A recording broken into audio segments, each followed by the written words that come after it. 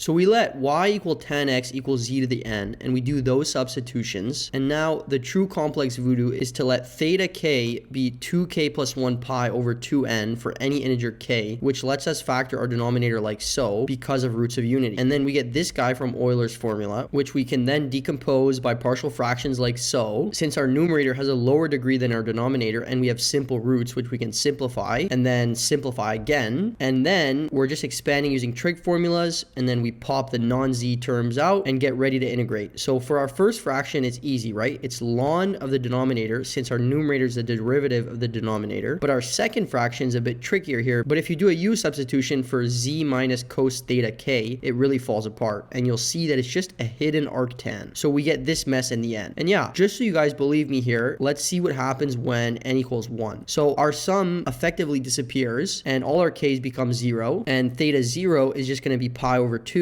and since cos pi over 2 is 0, we get this mess, which simplifies beautifully like so. And then we sub back in tan x, and now using our formula for sec squared, we get this guy. And so by properties of ln, we see our formula, and yeah, we're done.